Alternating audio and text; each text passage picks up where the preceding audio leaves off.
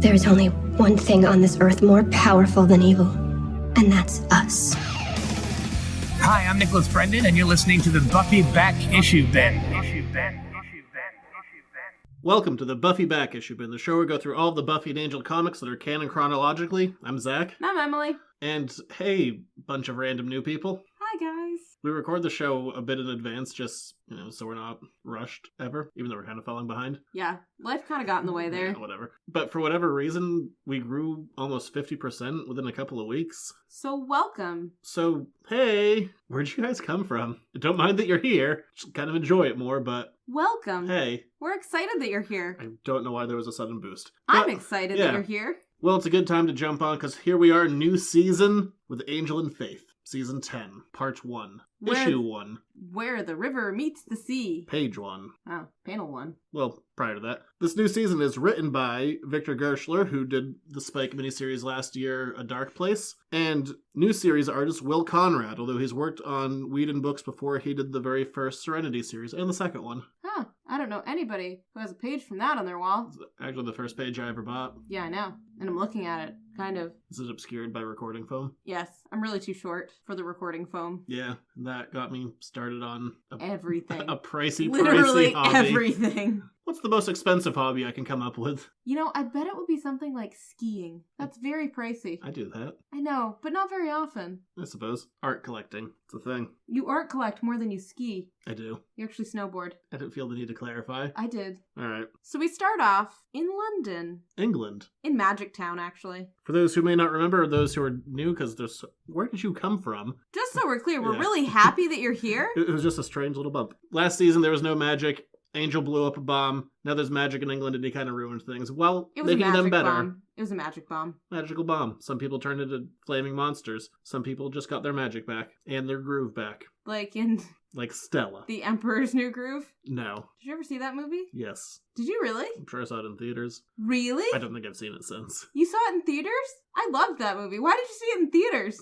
Because it was the 90s. Was it? Yes. We're so old. The movie that I watched today was in 2004, and the kids that I was watching it with, they were all like, that was the year I was born. And I was like, huh. Well, I remember when this movie came out. Anyway. And after some turmoil at the end of the season, Faith has left Angel, even though this book is still called Angel and Faith. Confusing. But in the Magic Town district of London, I guess. Is that how this works? Yeah. I wonder where Magic Town is. Did they tell us last time? I feel like they didn't. London, England. Yeah, I got that much. We hear a flapping, a gentle wing. Well, we don't actually know if it's a gentle wing. It's small onomatopoeia. Flap, flap, flap, flap. But it's a small panel. Anyway, because we're in London, one can assume that we're probably more dealing with the only one left in London, which is Angel. Fair. And a young boy in a hoodie hears this flapping and starts freaking out and starts running away, only to be assaulted by someone named Corky and his mates. And it turns out they're these scary, evil little pixie dudes. They look like little tiny gargoyles with red glowing eyes and wings and like really long claws. They're little purple fairies, but they're super aggressive. Angry. But you can squish them to death too. Yeah. So all these little fairies attack Andy. His name is Andy. And they all come at him slashing and grabbing. And they're going to give him some kind of a reminder when all of a sudden Corky is plucked out of the air by a leather-clad hand.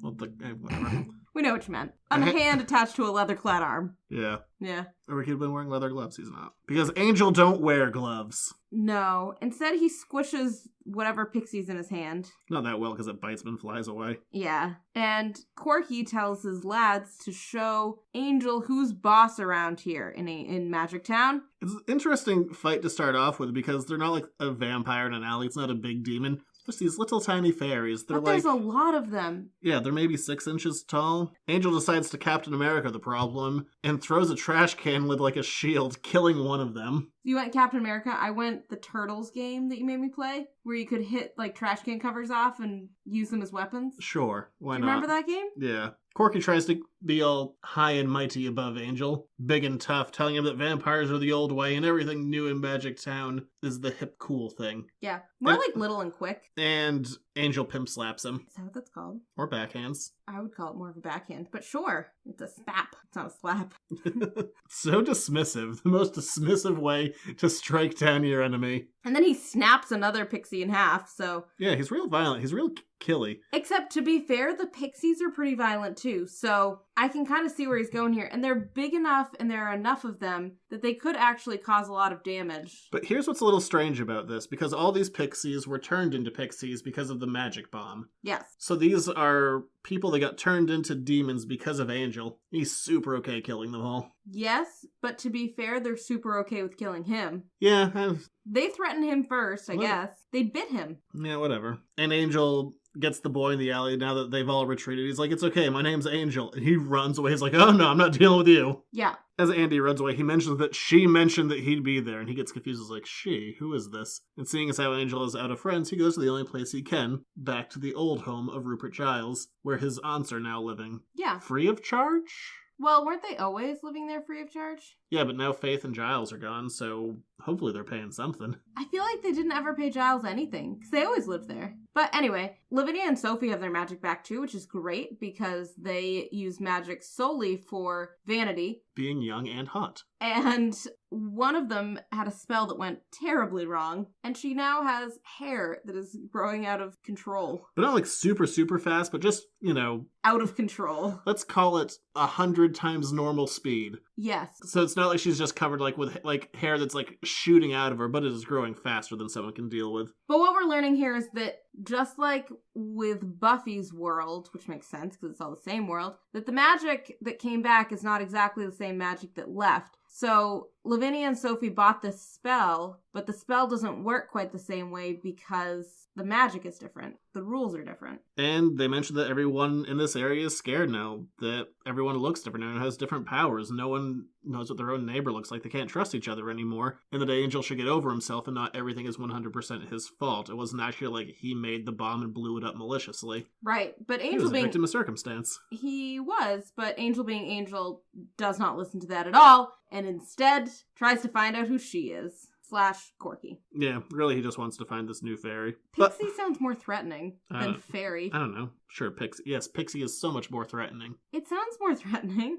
So Angel is no longer living with Sophie and Lavinia. Not explained. He just isn't. I mean, to be fair, they seem kind of annoying to live with. I think the main reason is he needs a place to be sad. Yeah, you can't really brood around them. They're not really big on brooding. They're more big on vanity spells. So because London is an old city, far older than Sunnydale ever was, like a city on top of a city, he's literally living in a room in the sewers. Which is nice. How convenient would that be? I mean, I guess if you're a vampire, do you really want to smell like the underground, though? But he is a vampire, so it is convenient. Yeah. And he comes home to his lovely sewer den to find the body of Andy crucified on his ceiling, which seems more difficult than just dumping it on the floor. And pinioned to the ceiling, yeah. And dead, by the way. And there's a message scrawled in blood. Little is the new big. Mind your own business, Yank. And I like that what Angel has a problem with is that they call him a Yank when he's actually Irish. To be fair, he lost his Irish accent somewhere. He should have, though. He should have. Because the actor is definitely a Yank. No, that was always the worst, doing flashbacks. Ugh.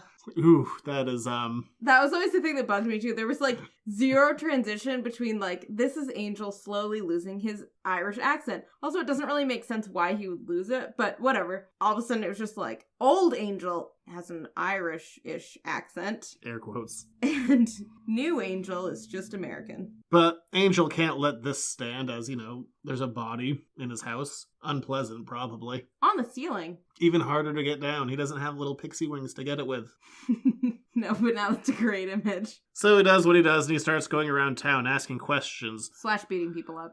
Demons up? Yeah, they were all probably just people a week ago until he turned them. I know, it really hasn't been that much time. No wonder everybody's still, figuring out their place in Magic Town. They're pissed at Angel. Fair. Again, poor Angel, not really his fault, but... Kind of his fault.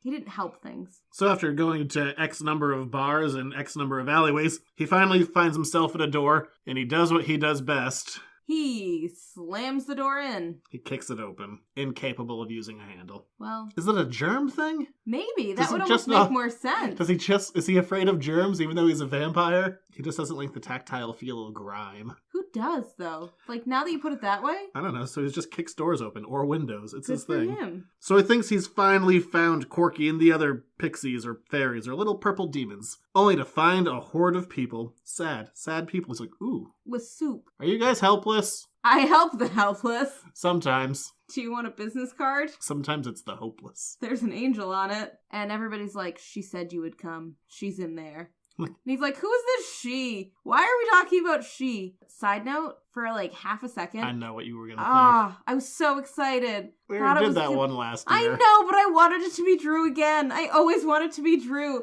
Every time. It's not Drew. I was so upset. You even had told me who it was, and I still was like, is it Drew? And it's not Drusilla waiting for Angel, but Nadira. With half of her being like swirly magic. And I mean swirly. Yeah, because she got blasted by Pearl and Nash at the end of last season, like melting her face and half of her body. And now that half of her body is kind of gone black, but on top of that black are kind of like neon swirl tattoos. That I'm imagining them moving around. Probably. Also, she's dressed like Esmeralda from The Hunchback of Notre Dame. Kind of. Didn't you see that? That was like the first thing I saw. And she's also clearly has some kind of magic working around her because she has like 30 candles behind her, but they're not just burning like candle flames. These flames are shooting like 5 feet in the air, mere inches away from a wood ceiling, so... And wall. Yeah, why don't you, stop trying to impress him and keep the fire down a hair?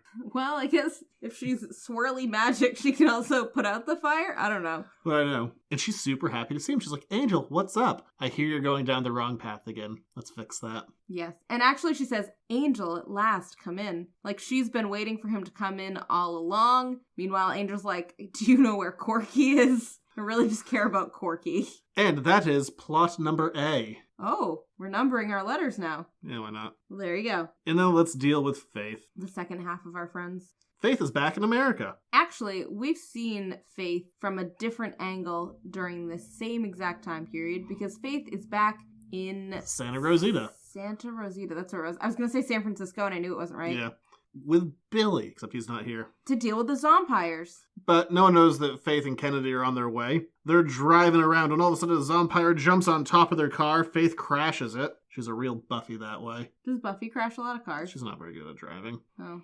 And just as they're about to throw down, Ko comes out of nowhere and kills them. The zompires, not Faith and Kennedy. Book over. Yeah, and then it's just the Angel book, I guess. Yeah, and Ko's over here. And I love the way Will Conrad draws Ko. Yeah, Ko looks great. Really, his art overall, it's different from what we've seen a lot of. It's a lot darker. I mean, I guess that's the coloring as well, but his art is more... the overall vibe. Realistic, I suppose, I guess is the term I'm looking for. Like, his very detailed line work and is very much going for, like, photorealism. Yes. Compared to the other stuff, which is... I don't know, more interpretations, I suppose. Yeah. I'm bad with, I have no art background. I'm bad with descriptors. This looks more like those parts of After the Fall that were definitely photorealism. Oh, yeah, but I know what you're talking... Well, those were, like, photo reference. Like, I could find you those exact stills. I'm sure you could. But Ko looks great. It's interesting seeing that interpretation of him. Looks much tougher. Yeah, he does. But he still has his glowy disc things coming out of his hands, which are very helpful as he schwicks, and schwacks heads off. So Faith, who has never met Ko, looks like she's ready to fight him when Kennedy comes in. She's like, hey, Ko, how's it going? And it turns out Ko is driving all of the zompires towards the center of town, which really explains his one-page cameo on the Buffy side of things. It was like, oh, hey, Ko's there. Then Ko left. I know, I totally forgot that Ko and Kennedy had interacted, and they had, like, a whole arc together. Yeah, they did. It just was like, Ko, I don't know. And Ko runs away to go lead them towards the center of town, and Kennedy and her assorted slayers makes a plan, and they're off to help Buffy. And Giles mentions that they're really efficient, and maybe Faith should think about joining up with them. Yeah, and Kennedy is very much the general in charge. She took Buffy's role, but even more so, she's better at organizing group, it appears, than Buffy ever was, or she at least feels more comfortable with it. Yeah. She's totally in her element. And they seem to respect her more. Yeah, everybody's totally on board with this. The Slayers are on board with it, Kennedy's on board with it. Faith is like, I don't know how I feel about all of this, but whatever, we're gonna roll with it. But then we cut to a scene we've seen before. Yes, but from the other angle. Yeah, from the other side of the scene. trying to say scene as much as I can. Why? I don't know. Just a fun new game. Because scene and scene. Then we see a defeated Buffy, ready to give up and to die. When all of a sudden Faith comes in and we see the same dialogue we did before. Yes. Buffy's like, Faith, you're in London. And Faith's like, Kennedy's got a jet. Goes wicked fast. We see Giles, who is doing this spell in Latin. But this time we get a little bit of Faith in there, and she's telling Giles to be careful that he can't be his normal precocious self, which is kind of funny. Get away, little boy. And Faith thinks Giles is about to die. She's like, hang on, Giles. She comes a-running to find Buffy and Giles hugging and crying. And we saw part of this before in the Buffy side of things, but we didn't really see Faith's reaction. Because no one cares about Faith's reaction on the Buffy side of things. I care about Faith's reaction.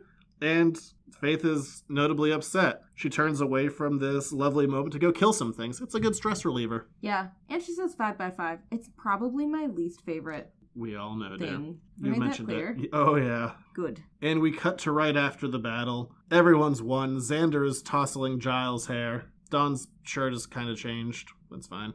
Well, whatever. And Faith is sitting off to the side by herself, and Kennedy comes up behind her, and she's like, hey, job offer's still there if you want it. And Faith's like, let's get out of here. Yeah, I'll take it. I'll take your high-paying gig so I don't have to see my previous mentor reject me for others. Yeah, it makes a lot more sense than just what we saw on the Buffy side. It's like it's fleshing it out. Weird. And off we go to issue 2. We start off issue 2 with Angel and Nadir, with him being really confused. He's like, oh, hey, you look good. Comparatively. You're standing up, which is different. You're less melted. It wasn't a good look. I'll take... She is kind of still melted, though, but just the black magic thing. Yeah, swirly, melty tattoos. A lot better than hamburger face. Yeah, that was a bad look. I like how it goes, so you've been, reborn? And she says that she's evolved and that she's so glad to see him. He's like, those are different words than you'd normally say to me. It's usually, you killed my friends, blah, blah, blah. I'm getting drunk in a bar. This is the second time that Evolved has come up this season so far, but the other side was on Buffy, when the rules were being rewritten, and the vampires who were rewriting the rules were saying, we're evolving, and you are not. And now we have a Slayer who has evolved. And Nadira kind of explains herself. She's like, hey, this is my sanctuary. I'm connected to the magic now, and I help people in Magic Town who are in need. Some people are in rough spots. Some people, families have turned against them. They've tried to kill them. Other people have lost jobs, homes. Things are going nuts. And I'm a little bit here to help the helpless. Don't know if you've heard of that before. Gonna rub some salt in the wound. Ah, right there. I pantomimed rubbing salt in a wound. You did. I do it with my thumb. Also so gross. When I rub salt in a wound, I do it all thumb. Weird. Get it deep in there. But the other thing we learned about Nadira is that she also has these visions / voices in her head that she talks to out loud, which is weird. But that she kind of has a sense of what's going on in Magic Town in a feelings way. I don't even know how to describe it. And she's trying to set Angel on the right path. She's like, what you need to do is you need to find someone called the Glass Blower. He's like, I need to find a fairy. His name is Corky. And she's like, that Corky sounds threatening to say the least. Corky is not your biggest issue. And he's like, I think you're is. Wrong. He wrote on my wall in blood. Do you know how hard that is to get out? I mean, sure, I take a little fingerful for myself while I'm cleaning it, but it's kind of gross. That is gross. Ew. Ew. He's a vampire. Ew, I never considered that. It's so gross. We're just going I mean, that would be the same as licking food off of a wall. Would you do that? As long as it's not asbestos. Wow, your standards are low. Not dying. Next time I'm just going to leave your food on the wall. A la Angel. So Angel's like, in his inner monologue, well, that was interesting, but I'm definitely not going to do whatever Nadira said because I have nothing else to go on besides the Glass Blower. I have my gut feeling, which has always worked out well for me. I should always trust my guts. Okay, for real, has it ever actually worked out? I mean, I guess it was his gut feeling to go up to Los Angeles, and that kind of worked out for a while. He ran away, and then the powers found him.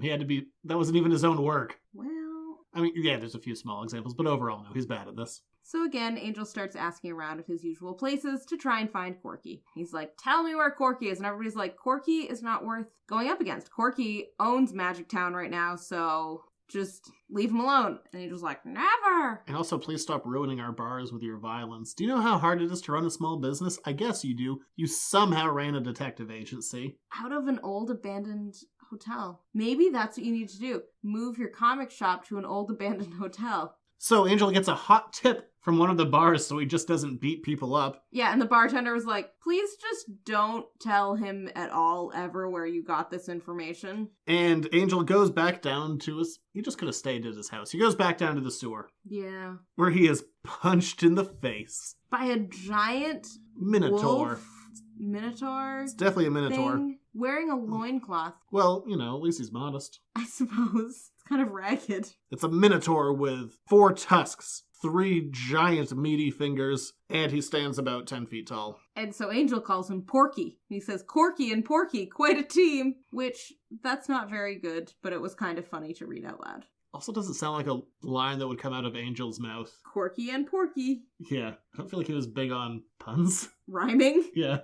Like, this is hilarious. I have to say this out loud so everyone can hear how funny it is. Doesn't seem super Angel-like. I would do that. I would totally do that. I mean, not in that situation, because giant Minotaur, but in real life. I don't know, just most of the inner monologue works, most of the dialogue works, but for whatever reason, these 2 panels just feel real out of place.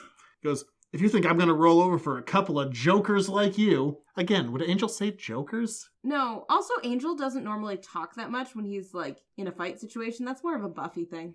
And so Angel's punched in the face again. As well he should have. It's like, this is for Porky! Whap! It looks hard, too. That doesn't look very fun. Yeah, like, this dude is just beating the hell out of Angel.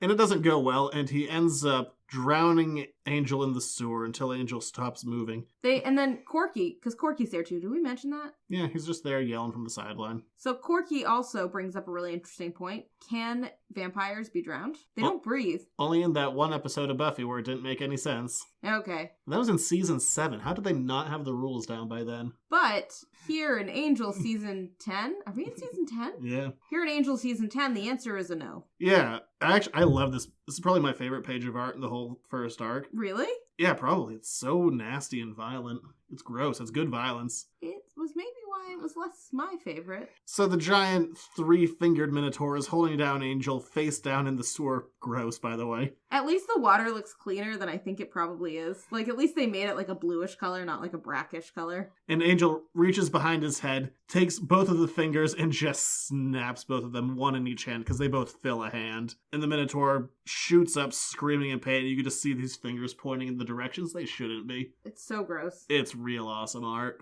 It looks painful. It does, and it's not even on a humanoid hand. Yeah, like, you buy it. Like, Angel got beaten up, and then he found an advantage. And then our little piggy goes squee as Angel punches him repeatedly in the face. And by the little piggy, he means Porky. But unfortunately, Corky ran away from Porky, flew away, fluttered, flapped, flapped, flapped. And we have a new friend that shows up.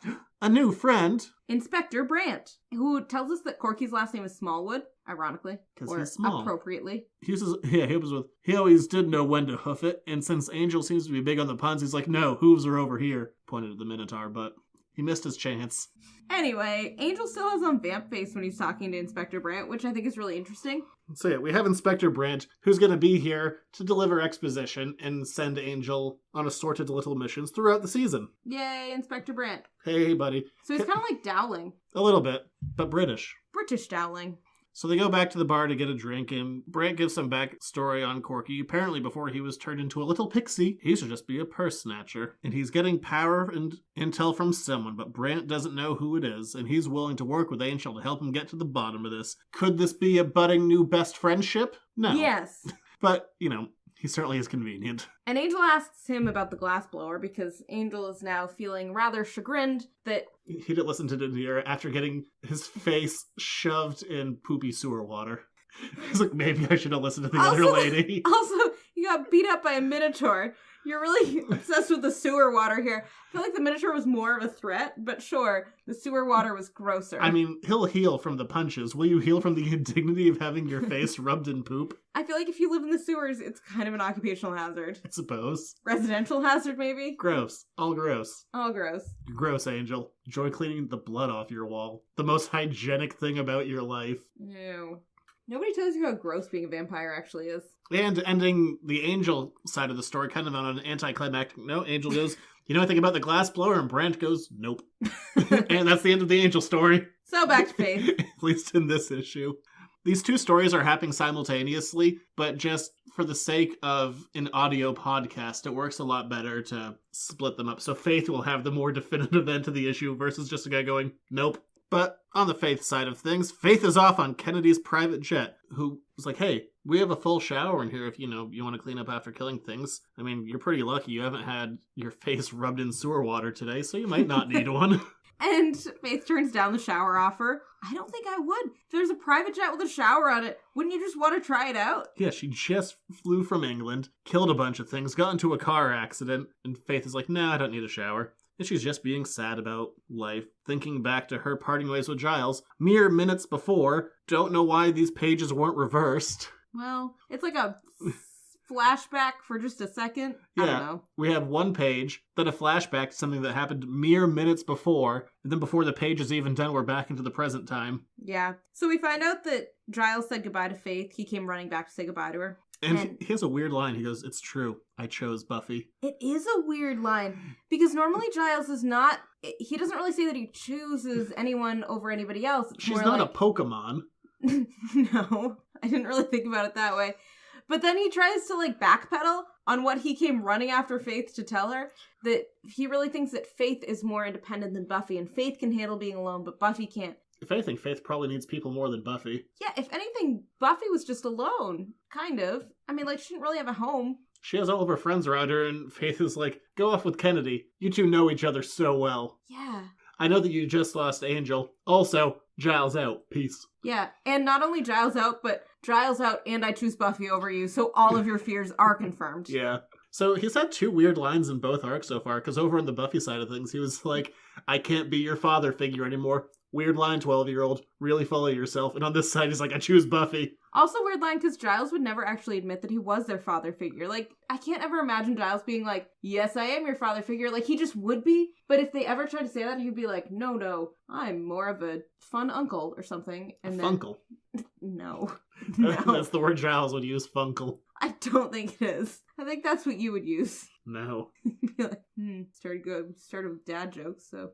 And Faith goes over to Deep Scan, flying away in Kennedy's jet, where she meets a character who you feel like is going to have a role to play. She has none. She's here for now and leaves. Faith meets the HR lady. I really didn't think the HR lady was going to have a role, but... Oh, I don't know. She just seemed to, be so aggressive towards Faith. I just could have seen her popping up more. I don't think she does. No. And she basically is Faith a million stacks of paperwork, which, in all fairness, if you were working a job where you're, a known ex-murderer doing private security and possibly more murder... Then... a fair amount of paperwork seems reasonable. Yeah, they talk about the healthcare plan. Life is good. And Faith is like, I'm more of an action lady. Do I have to do this? And she's like, yeah, you do. Get out of my face. Yeah, little old lady is intense and I like her. She's sassy. She's bad at HR. She reminded me of Ethel Beavers. She's like, you're just employee 344 to me. Welcome to Deep Scan. Yeah. Aggressively.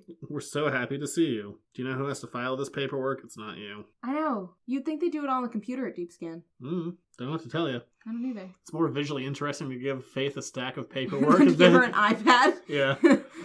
Look at all of the tabs you have to go through. Fill out this one first. And Faith, to blow off some steam, gets a gun. Never a great idea to give Faith a gun, but whatever. But we find out that guns now work against the vampires. Did we always know that? No, it's only very recently been established. Okay. Within the last arc that, if you shoot out someone's brain, probably take them down. It's the same as decapitation. But it's not like Faith is just going to be going up against vampires and demons. It could be other things. It never really is, but it could be. So she's practicing her gun skills. And she's bad at it. Her target practice is no bueno. And we see on Faith's, I don't know what they call these, the target sheets that show a head in the center of a body. She has drawn a doodle of the HR lady's face. And she's also missed the face every single time. Yeah, Faith is just not good at it. But I do think it's funny that Faith has on the protective headgear and goggles. She has proper gun safety. I guess she does, even though she's never really used a gun before. But Kennedy's like, guns are the future for slaying, so... I guess that makes sense. Weren't guns the future for slaying in the 1600s? Yes. And Kennedy says they have their first assignment, and it's a real assignment. It's not like Buffy's fake one. They're going to be doing private security for a up-and-coming rock star who's not actually that important, but he thinks he's super important, and that's kind of the dealio. Yeah. So Kennedy hands her a file. For dealio? It's not a word I use. I would say dealio. So Kennedy hands her a file, and the look on Faith's face flash the gun in her hand. She's like, I have read enough today. Makes us pretty certain that Faith did nothing more than hold that file. Yeah. Faith's like, I'll totally read this. I'm so known for my reading. Yeah. And we cut to this up-and-coming rock star who I just want to punch by the name. His name is Billy Rage. Why do you want to punch him for his name? Because it's a dumb stage name. Maybe it's not a stage name. Think about that, Ryder Strong. It sounds like it should be a stage name, but it's not. It's like, on the other hand, I guess I like a guy named Sid Vicious, so... Is that a stage name? Oh, yeah. I just assume that all these are real names. Is that terrible? Yes, Sid Vicious is not a real name. Neither was Johnny Rotten. Oh, yes. Yeah, okay. Did you know that Emma Stone is a stage name? Her real name is Emily. Yeah. Anyway, back to Billy Rage. And he seems to be doing a spin on a Beastie Boys song. He's like, you've got to fight, fight, fight for your right to basic bacon and eggs. Yeah, basic bacon and eggs. Bad lyrics. I can't back it up, but I assume bad tune. Yeah, nothing good is happening here. On the other hand, he is playing in F sharp. Oh, so good art. And what's... So you still don't like anything about Billy, but you're pleased with the art. So that's good. It looks like the bassist is hitting a G. Sorry. I mean, that's legit. He's doing a bar chord. So yay for the art. And Faith and the other Slayers go back to the after party, where Billy Rage is talking about how great he is and that his life is awesome. And he has like 3 girls hanging off of him, which is kind of what their assignment is, to make sure that the girls and Billy end up parting ways before Billy gets in the limo. Yeah, and Faith is kind of grossed out by this whole scene, when all of a sudden, a bald middle-aged man shoves his way into the room with a gun. Dun dun dun! And why does he have a gun after Faith tackles him to the ground? And smacks his head against the ground with like blood coming out of it. That looks really terrible. Yeah. I feel like he definitely has a concussion now. And Faith and the girl who was previously on Billy Rage runs over. She's like, Daddy! And to Faith, she's like, don't hurt him. And he yells out that the girl is only 17 years old. And Faith is horrified. Also, not that I have any problem with Faith being horrified, but I feel like Faith has already hurt that guy, so saying don't hurt him at this point would be useless. Yeah, I guess don't kill him. Is more accurate. And the father gets up and starts yelling at Billy Rage, and he's like, get this old man out of here. And Faith's like, we're not here to protect your jailbait, you creep. And the dumb girl, that's her new name, Dumb Girl. Dumb girl. She's like, Daddy, leave him alone. I love him. Guy, I don't know how long they've been talking or whatever, but it's weird. It's uncomfortable. It is uncomfortable. And then Dumb Girl starts beating up Faith and saying, you leave my daddy alone. And then everything goes south. The father attacks Billy Rage, when all of a sudden Billy Rage turns into a giant demon. Who looks like a rooster. A giant red bird. But he's really an aggressive bird. He's a bird that has a beak, but he has teeth. He does. He also has like claw hands. He doesn't really have feathers. He has like a bird head. Kind of like Porky. He's also about 10 feet I tall. was gonna say, he looks like the Minotaur with a bird head instead of a hog head. I was trying to see if I could do Corky Porky and something else. Couldn't get there. I was wondering what that look was on your face. It was a thinking look. Yeah, it didn't work. I guess I'm just not as quick as Angel. Can anybody be as quick as Angel? So, speaking of Angel, let's pop back to his world. So let's go to issue 3 and back to Angel. Because why not? Why not, indeed? Angel's back with Nadira, being like, things didn't go so well with Corky and Porky. And Nadira, talking to someone, is going, he has to hit his head against the wall to see it for himself. Maybe. Then Angel enters the room. She's like, oh, Angel, we were just talking about you. And how you do the same dumb thing over and over and over again, you moth to the flame. Yeah, she really could have been talking to anybody who's been observing Angel ever.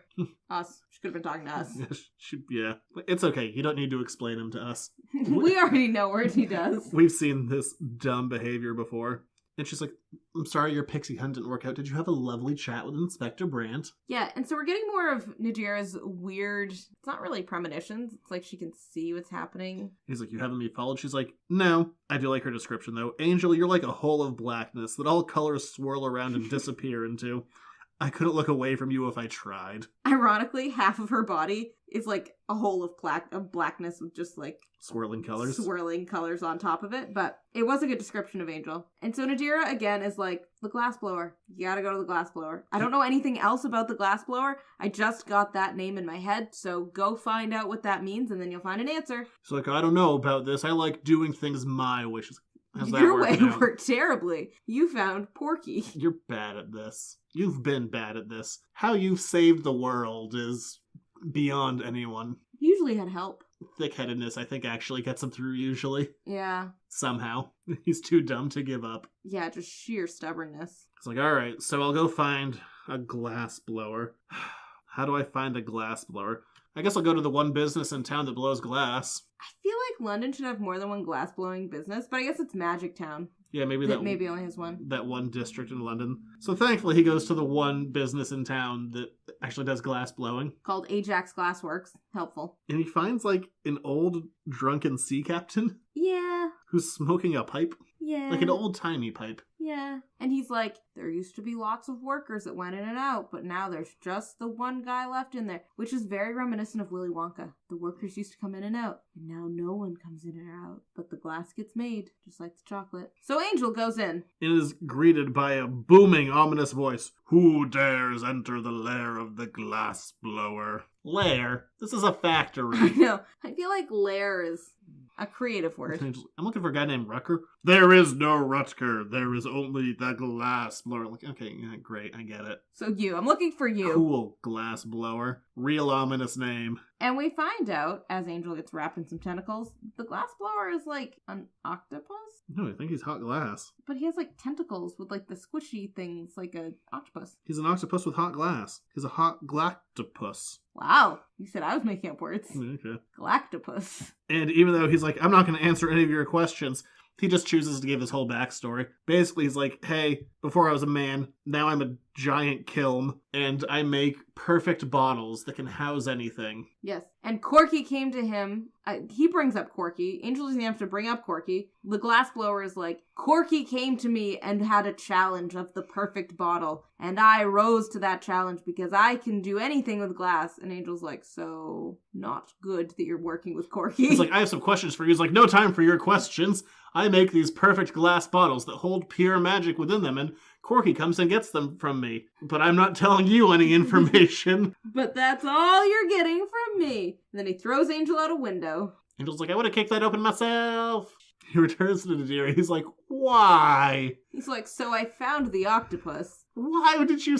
I got beat up again. That's all that Angel ever does. She just gets beaten up. And Nadira's like, well, that's really interesting. I think it's time for you to go talk to Inspector Brain again. I do like a lot of her dialogue. The trick is letting go of the illusion you have control. You have to recognize there is a flow to things. Angel has no control. He's never had control. And he's also really bad at going with the flow of anything. Yeah, and of giving up any sense of control. So, I'm kind of with Nadira here. I was super against her last season. This year, I'm with her. Yeah, Nadira, it's funny that it is Nadira because it's like a whole different character. Yeah.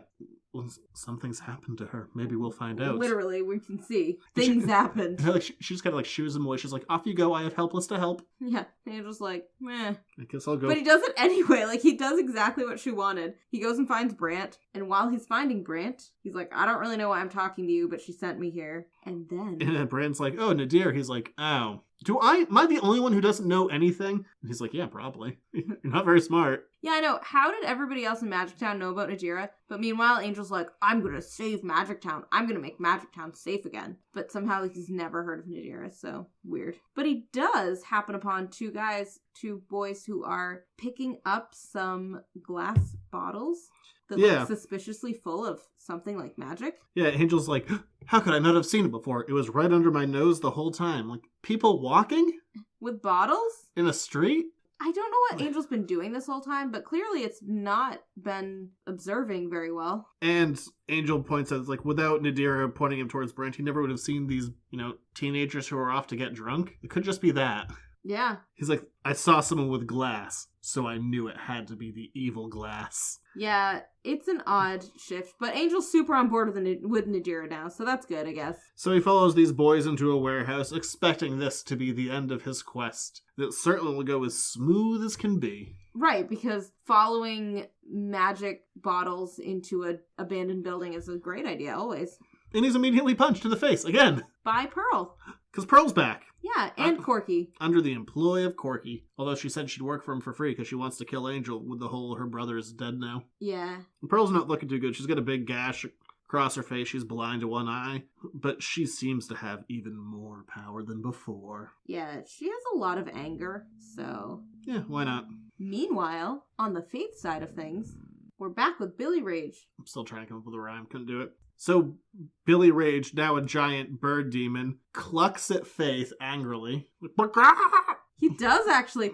I didn't really look at it, I guess. I just assumed it was like yelling noises. It was not. It's a giant cluck. It's a clucking noise, so that's hilarious. Here's something a little weird. So he runs at the girl and her father, and Faith jumps in the way and somehow, big on the somehow, pulls a short sword out of the inside of her jacket. That couldn't fit in there. No, it would really show up in the lines of the jacket. Or poke through it. And she attacks the bird, with all of the other Deep Scan members being like, what are you doing? This isn't what we're here to do. And Faith is like, yes, it is.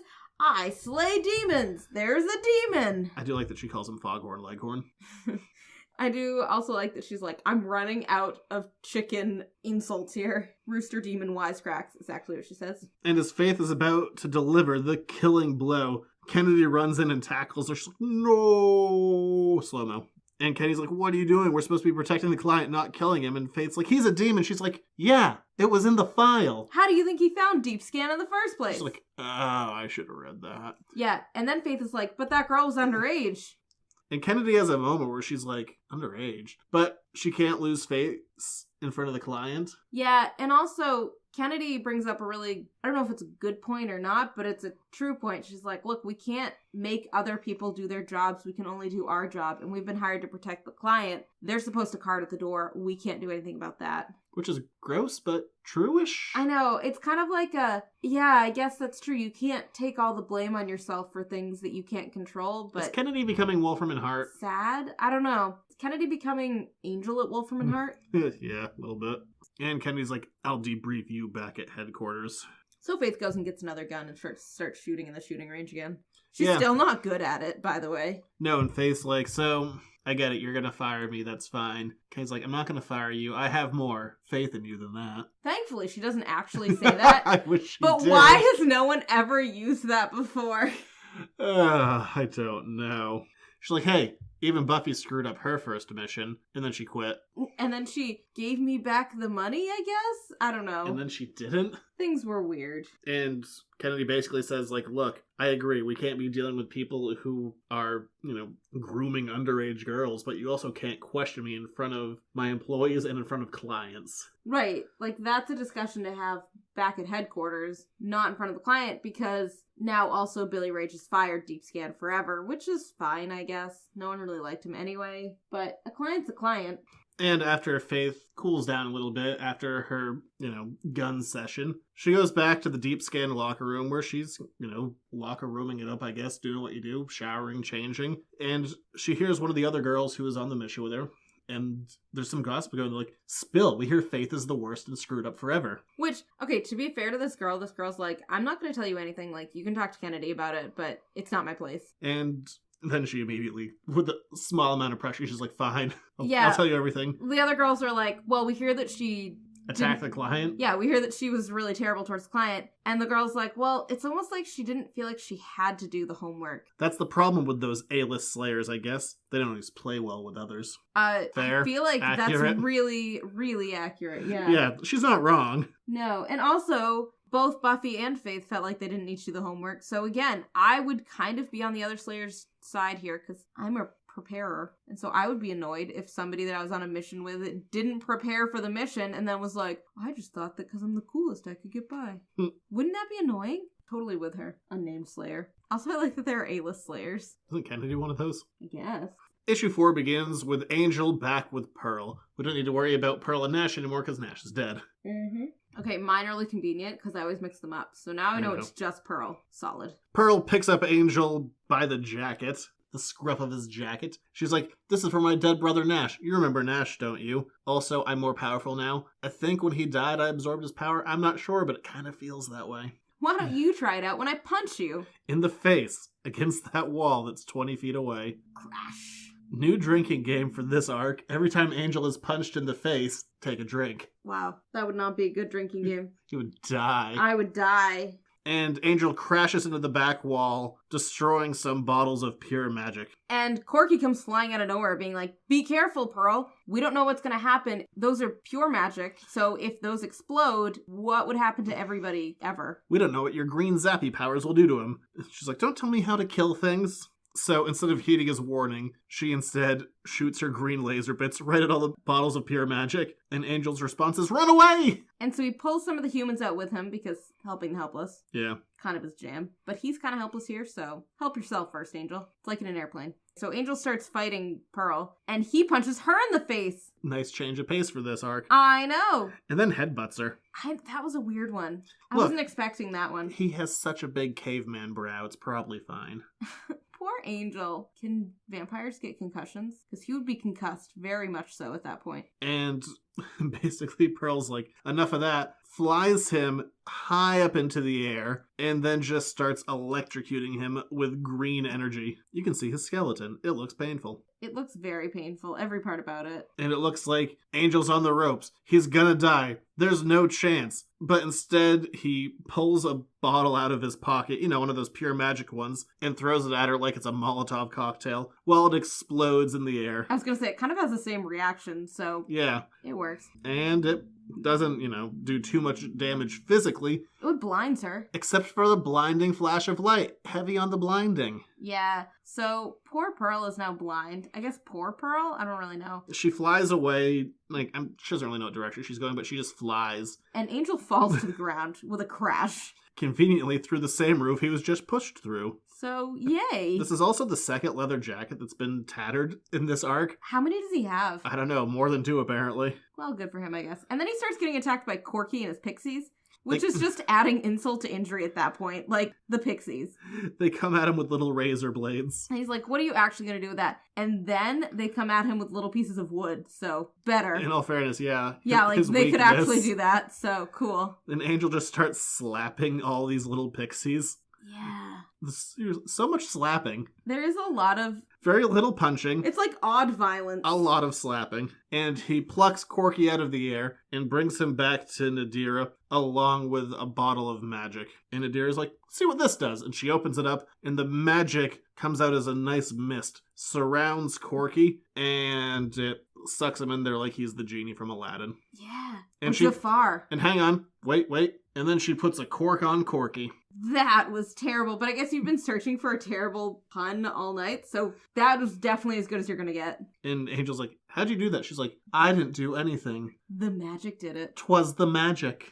I kind of like that she's so with the flow now. Also, one of her feet is swirly. I didn't know that. Yeah, she's such a hippie now. I can roll with that. And Angel, in his tattered coat, returns to the scene of the crime. All the glass bottles are gone. He probably just could have flicked Corky in the head, knocked him out, and dealt with all the bottles earlier. So this is his own fault. So while Angel is looking at this empty warehouse, Brant approaches from behind him and lights up a cigarette. He's like, what happened here? And Angel's like, pixies. Took a bunch of magic. Bet that Nadira chick again. Kind of on board with her. Yeah. I am too, Angel. I am too. And then we see that the other pixies grabbed all of the magic bottles, which are bigger than they are. I know. And brought them to another location. It takes 7 of them to pick up one of these little boxes of magic. They're followed by this rat. Yeah. And the rat jumps by them and they knock a bottle over. It doesn't quite break. They're like, I'm so sorry. We were so clumsy. And the rat turns into a lady. Who's Amy? Oh boy. Amy's back. I was sad. We don't really like Amy. I miss Drew. Can we bring Drew back? And Amy's fine at this. That's kind of all we see of her in this arc. She's not bad by any stretch, but I've never been the biggest fan of Amy returning over and over and over again. Let's just get rid of her. I know. It's odd what characters got brought back. Yeah. I mean, bring back Drew. I like Drew. I was kind of done with Amy after season 6, and she's managed to squeeze a few extra seasons in there. Yeah. I didn't need Skinless Warren back either. I liked him. Okay, well, you can have Skinless Warren then. Meanwhile... Back on Faith's story, after her sad locker room eavesdropping... Yeah. Faith decides that it's time for her to leave. She can't be a part of Deep Skin anymore. She packs her bag and calls for a cab. And Kennedy finds her outside waiting for the cab, so not super quick. And boy, the Faith story is a lot shorter. She only got a few pages this issue. Yeah, she did. Which is fine, I guess. Yeah, she kind of wrapped up.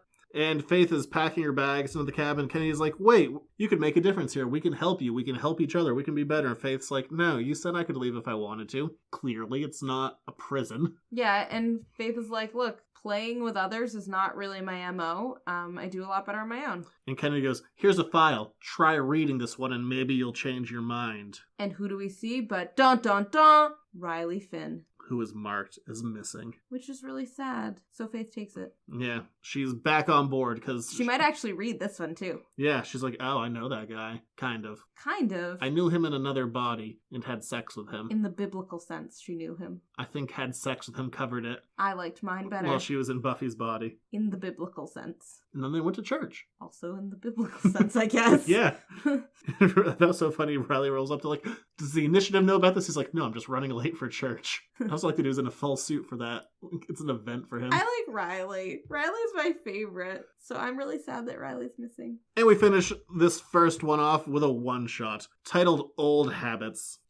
No faith in this one. Yeah, this is just an Angel one. Shockingly, Angel has some old habits. And we're back at the convent with Angel and his nuns back in his Irish days, I guess. He loves nuns. Specifically loves to murder them. Right, and we're back in the days when he had an accent. And they're in a convent, so in the biblical sense. He also loved nuns. No, just he's there. Yes. They do Bible things there. Oh, okay. And he kills all the nuns, burns the convent down, and then wakes up from a dream. And he has 70,000 abs. And a really nice bathroom for a guy who's living in a sewer. Yeah, maybe he upgraded. No, he's still in the sewer. I mean, he walks out into the sewer. That's true. But he has, like, an armoire. Maybe since it's Magic Town, they started making things for the vampires. Although I guess that the vampires can go in the sunlight now. I don't know. I don't have an answer. And Angel says that he's having strange dreams. Every time you have strange dreams, it's a thing. I know. Idiot. Pay attention. Why don't you go talk to Nadira? Because she has weird premonitions, too. The last time you had strange dreams, Darla was seducing you. In the biblical sense.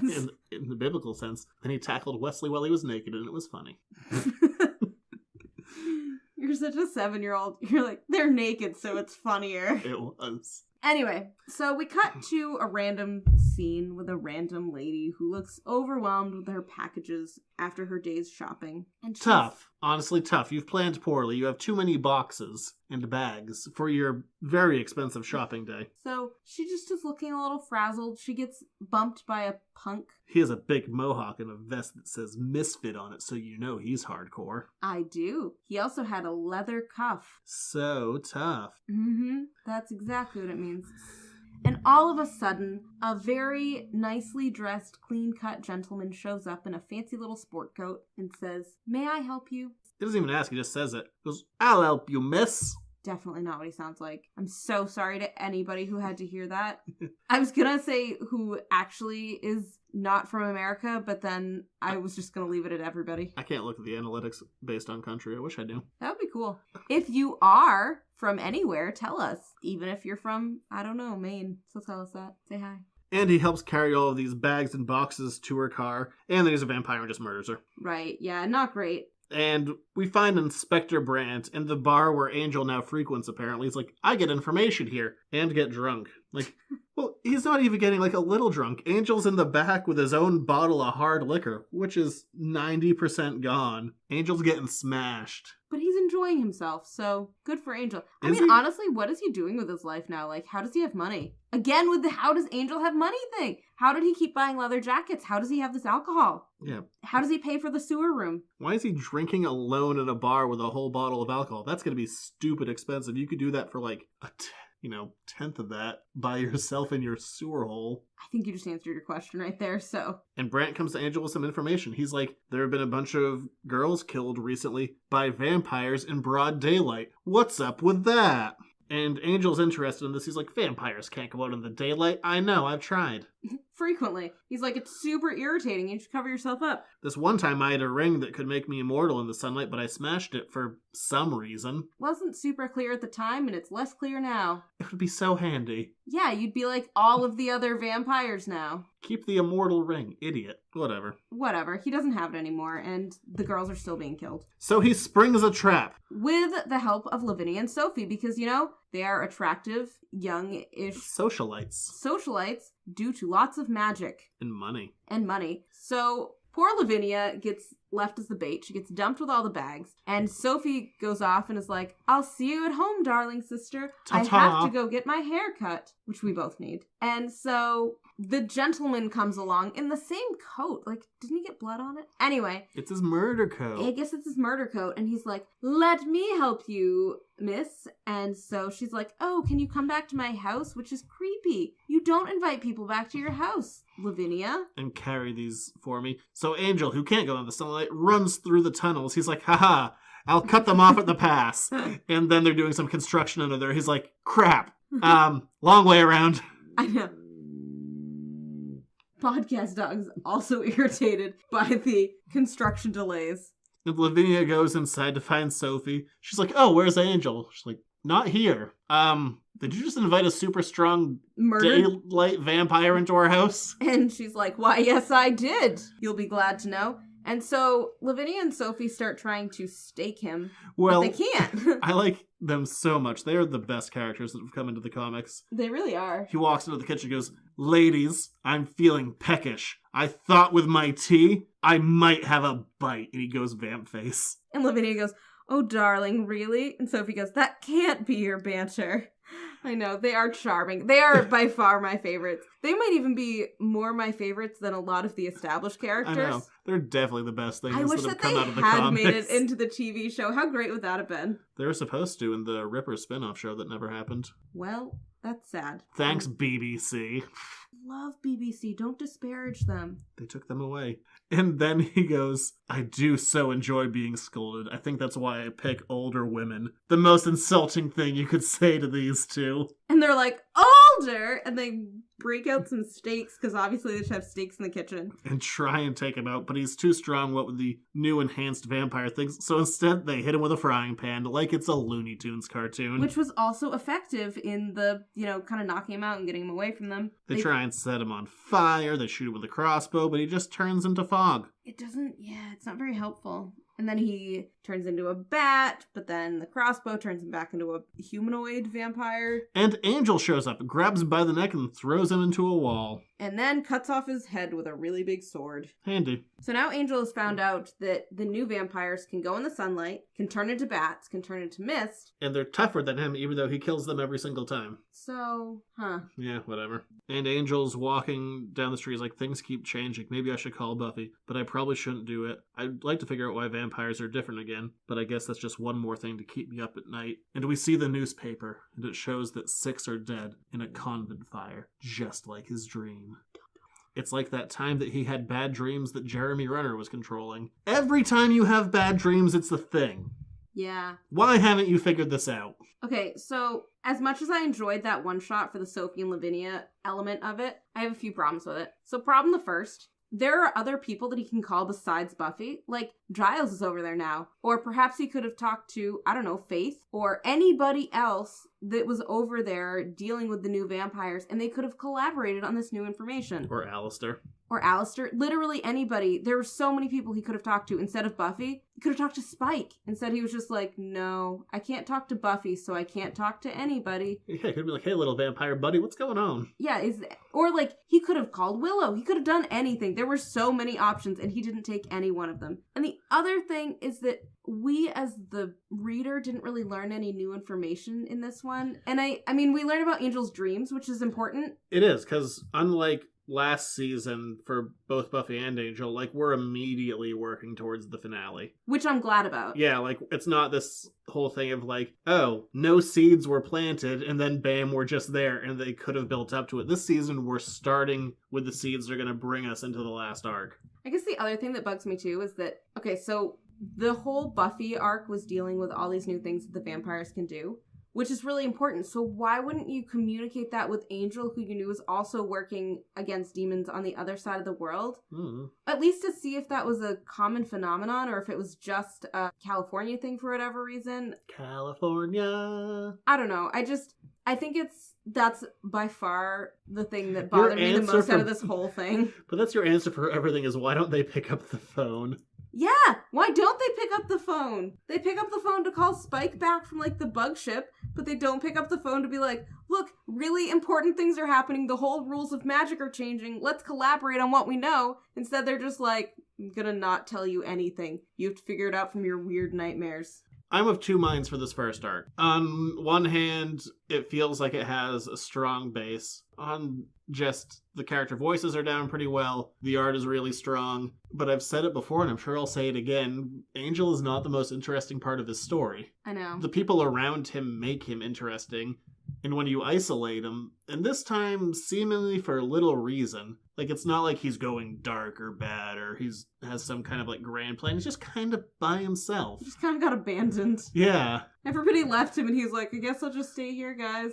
Thanks. And mopey, lonely Angel isn't that interesting to follow. I guess, so I liked this arc more talking about it than it's not that I disliked it when I was reading it, but I became more attached to it when I was talking about it. And I think that part of that is that I can feel more of a sense that we're building to something, because when I first read it, it felt Buffy is so definitely building towards something. They're trying to figure out what's happening with magic. Well, the first arc of Buffy felt like a celebration. Everyone's back together. We're cutting out, trimming all the fat. The team is back together. The characters you want to be there are there. And we're going to be working cohesively together again. And Angel does the opposite of that. They're like, everyone is alone and sad. Yeah.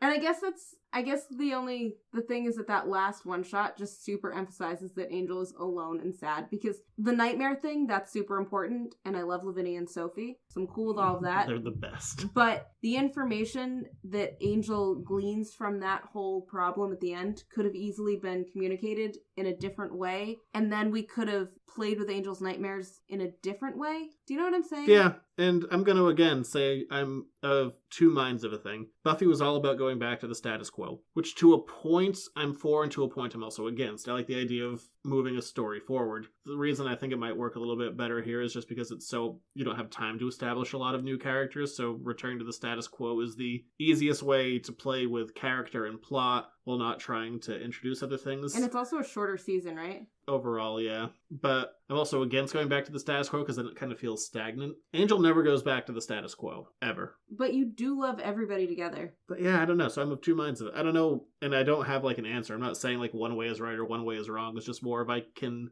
get both sides of it. I'm excited for the rest of both seasons. Like I'm not walking away from either of these arcs being like, this might go a little There's that too. iffy. Is just going into the season as a whole, this is a strong season for both books. Yeah, no, and you can tell it from these first arcs that the writers and the artists are both on the same page and they know what they're doing. So yeah, and good for everybody. Comparatively, the creative teams. I like this Angel and Faith arc worlds more than I liked the Spike arc that this writer did. But I kind of felt like the Spike arc was a little bit of a hands-tied kind of book. Like, your goal for this book is to get rid of the bugs. Right. This book isn't about taking something away. It's about building and moving forward. So, I think that's a little bit more freeing as a writer, probably. Yeah. And I'm excited to see more of what Faith gets up to, because Faith didn't really do a ton in this arc other than screw up. Yeah, and the Riley thing, I don't know. I don't know why I like it every time Riley comes back, but I do. That's because I always liked Riley. Riley was by far my favorite. I am alone with Team Riley. But that's okay. You and Xander. Me and Xander. We're Team Riley. But this season, like last season, is going to be a little bit shorter than the one that came before. This time we don't have any spin-off series, a little more streamlined, and then the season after this, it shrinks significantly. So, I don't know, that's just a trend we see every season. And where we're at right now, there's no season 12 announced. There's still another mini that we know is coming, but... Yeah.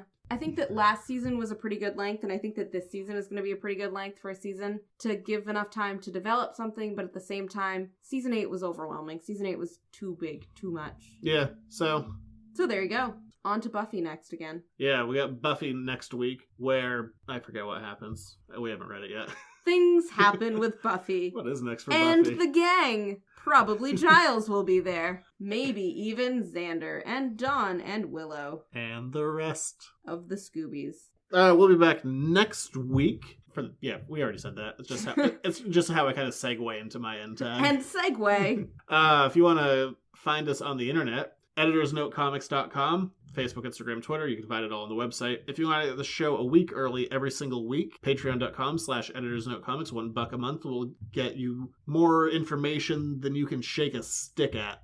Also... Look, you get the show a week early. That's what you get. Yeah. And since I think the best way to grow the show is to head over to iTunes, leave us a star rating, maybe a written review, I think it's helping based on the random numbers boost we got. So thank you. Yeah, spend the... I don't know if we said thank you enough yet, but thank you. Appreciate it. So, head on over to iTunes, give it a good old click of a star rating. It helps. It helps a lot, apparently. And also, send us an email if you want to say hi to us, because I never know if people write in.